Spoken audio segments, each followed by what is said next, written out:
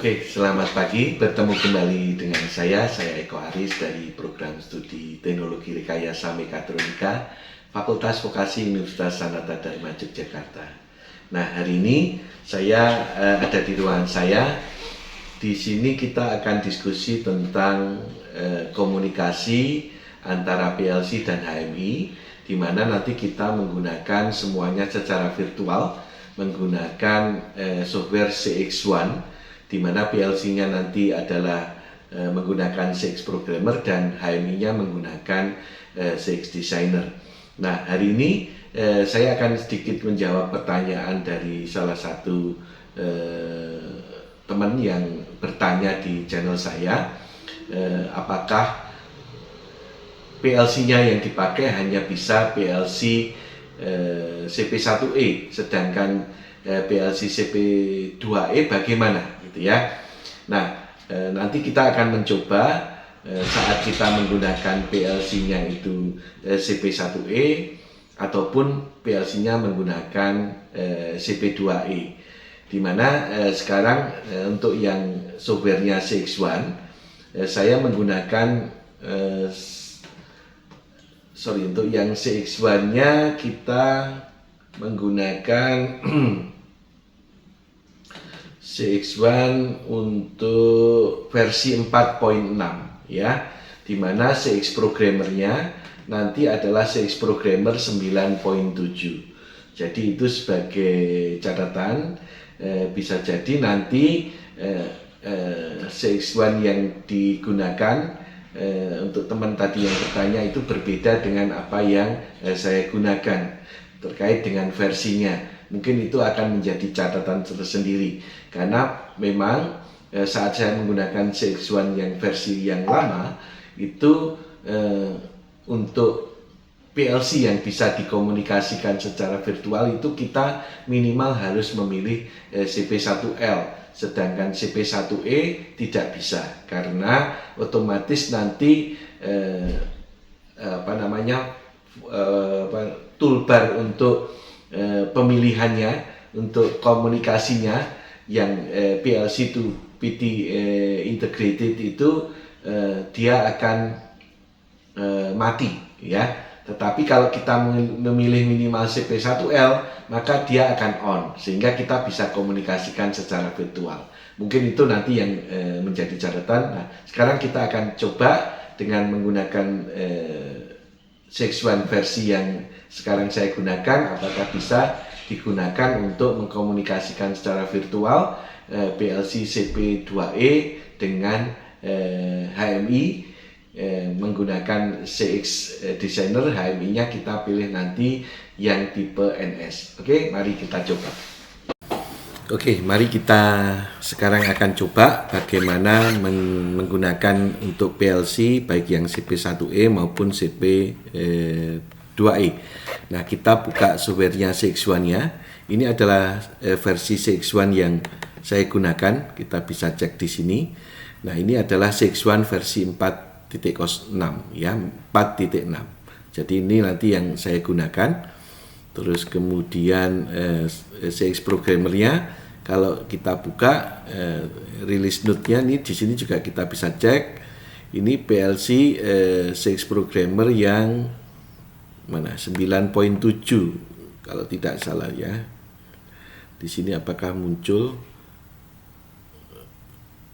Kalau di sini tidak muncul, kita lihat dari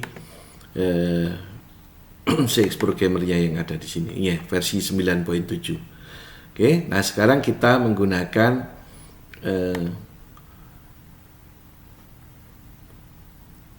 PLC-nya yang CP1E dulu. Nah, CP1E ini catatannya kita harus memilih yang minimal tipe N, yang tipe E tidak bisa. Ya, misalnya saya pilih N40. Oke. Terus kemudian saya oke. Nah, saya akan membuat yang sederhana. Jadi programnya adalah untuk menyalakan lampu. Ini bit 0.0, ini adalah tombol start. Terus kemudian ini adalah bit 0.01, ini adalah tombol stop. Sedangkan outputnya kita pakai 100. Ini adalah lampu. Kemudian ini kita latching atau kita kunci dengan 100. Oke.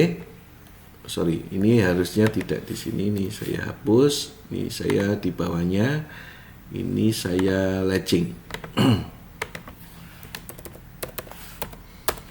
Jadi ini adalah programnya yang saya gunakan. Ini saya perbesar supaya kelihatan. Kalau perbesar Anda bisa pakai Alt dan panah kanan ya.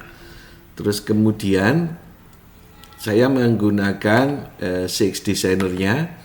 Ini saya pilih yang CX Designer. Oke, terus kemudian kita buat projectnya. Ini kita project latching misalnya. Latching 1. Projectnya adalah latching 1. Kita klik OK. Kita klik OK. Kita klik OK. Jadi tadi untuk HMI-nya kita pilih yang NS. Nah, kita punya 2 tombol tadi on off. Ini tombol 1. Terus kemudian saya copy. Ini adalah tombol 2. Terus saya punya lampu ya, bit lamp. Maka di sini ini adalah lampunya. Nah, sekarang saya alamatnya ini yang penting ya, bit 0.0 CIO. Ini sudah kita pilih momentary, labelnya kita kasih start. Ini kita perbesar hurufnya. Anda bisa pilih hurufnya macam-macam. Saya bisa pilih standar saja. Terus kemudian color untuk shape-nya kita pilih switch. Di sini ada push button yang circle atau push button yang rectangle. Ya, saya pilih yang rectangle. Ini pakai warna hijau. Kita apply. Oke. Terus kemudian untuk yang tombol stop, ini yang alamatnya bitnya 1 ya. Untuk wordnya 0 CIO. Terus kemudian momentary labelnya ini adalah stop. Color shape-nya kita pilih tadi yang warna hijau, sekarang yang warna merah. Kita klik OK. Oh, ini kurang besar hurufnya. Labelnya kita perbesar 2 kali 2. Oke, terus kemudian lampunya tadi alamatnya 100. Jadi sudah kita tinggal ganti labelnya, kita ke lampu. Atributnya ini saya pilih yang 3x3 supaya besar tulisannya. Untuk color shape-nya kita pilih yang lamp. Nah, ini di lamp rectangle gitu ya. Kita kasih warna yang biru. Oke. Nah, ini adalah untuk HMI-nya. Jadi ini sudah selesai ya. Dan catatannya tadi PLC-nya adalah CP1E. Oke ya. Nah, dan CP1E-nya harus tipe yang N. Maka kita klik di sini PLC to PT Integrated Simulation. Kita harus simpan ya, kita simpan semua. Terus kemudian kita start.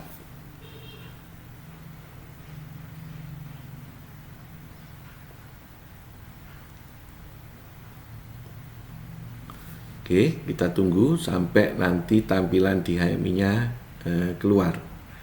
Nah, ini kita perbesar. Jadi kalau ini saya start, lampunya menyala. Kalau saya stop, lampunya mati.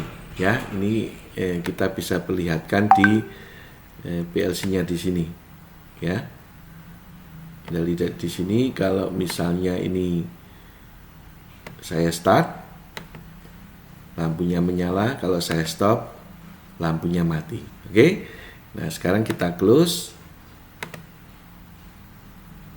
Ya, kita close. Terus kemudian ini kita disconnect yang ada di sini, simulasinya kita matikan, exit simulator. Nah, sekarang apa yang mau kita coba? Sekarang kita mau mencoba yang CP1E, tidak CP1E tapi CP2E. Maka ini saya double klik di sini. Ini CP1E saya ganti dengan CP2E. Oke. Nah, ini kita pilih yang tipe S. Coba kalau kita pilih tipe E, nanti bisa atau tidak silahkan dicoba. Ini kita pilih tipe S, gitu ya. Saya klik OK. Ya, maka ini harus dirubah semua setupnya. Nah, kalau ini sekarang sudah CP2E. Nah, kita balik lagi ke sini, ya, ke sini tadi. Nah, kita integrasikan lagi apakah bisa atau tidak. Oke.